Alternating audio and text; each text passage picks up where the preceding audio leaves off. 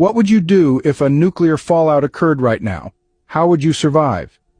These are questions that might seem outlandish at first glance, but in our unpredictable world, the unthinkable can happen.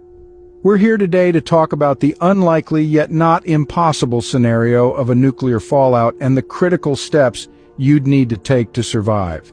You might be thinking, the odds of a nuclear fallout are slim, right? While this is true, it's also true that being prepared for such an event could make all the difference. We're going to cover some important points in this video, including understanding the danger, finding shelter, securing supplies, and surviving in the long term. This isn't a topic to be taken lightly, it's a matter of survival in an extreme situation. The key to survival is preparation and knowledge. Stay with us as we delve into the critical steps to ensure your survival. First things first, understanding the danger is vital. So what is nuclear fallout? It's the residual radioactive material propelled into the upper atmosphere following a nuclear blast. As this material descends back to Earth, it poses a significant risk to all forms of life. The dangers are manifold. From the immediate blast effects to the long-term environmental consequences, nuclear fallout is a silent, invisible enemy. It can contaminate the air we breathe, the water we drink, and the soil where our food grows. For us humans, exposure can lead to radiation sickness, with symptoms ranging from nausea and fatigue to more severe conditions like cancer and genetic damage. The importance of finding immediate shelter cannot be overstated. In the event of a fallout, a shelter can shield you from the worst of the radiation, buying you precious time as you plan your next move.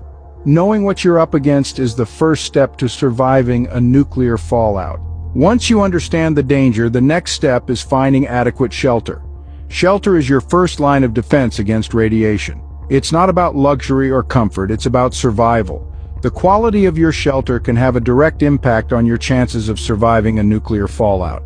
There are two main characteristics to consider when evaluating a potential shelter: density and distance. The denser the material, the better it is at blocking radiation. Concrete, brick, and earth are excellent choices. Also, the farther you are from the fallout particles, the better. That's why underground shelters or basements are ideal. But if those are not available, go to the centermost part of your house or building, away from windows and doors. Remember, even a less than ideal shelter is better than no shelter at all. Time spent searching for the perfect shelter is time exposed to dangerous radiation. The right shelter can be the difference between life and death in a nuclear fallout. With shelter secured, the next step is to ensure you have the necessary supplies. It's vital to remember that the key to survival in a nuclear fallout scenario isn't just about having a shelter, but also about having the right supplies to sustain you for the duration of your stay. Among the most critical supplies you'll need are water, food, and medical supplies. Water is crucial for hydration and hygiene, while food provides the energy needed to keep going. Medical supplies, on the other hand, are necessary for treating injuries and preventing infection. It's also important to note the need for careful rationing of these supplies.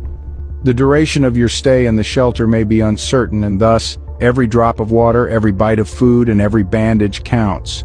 Lastly, be mindful of the possibility of contamination. Always ensure your supplies are properly sealed and stored to avoid radioactive fallout particles. Securing and managing supplies is a crucial part of survival in a nuclear fallout. Surviving the initial fallout is only the first step. What about the long-term effects? The aftermath of nuclear fallout can be harsh and long-lasting, creating a new world of challenges you'll need to navigate.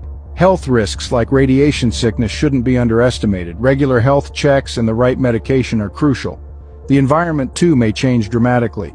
Expect shifts in weather patterns, possible contamination of water sources, and changes in wildlife behavior. But surviving isn't just about physical health or adjusting to a new environment.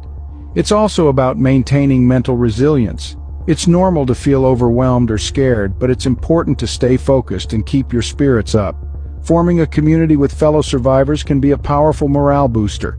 And remember, you'll need to find sustainable food and water sources. This could mean learning to forage, farm, or purify water. Survival doesn't end when the fallout stops. It's a long-term process that requires adaptability and resilience.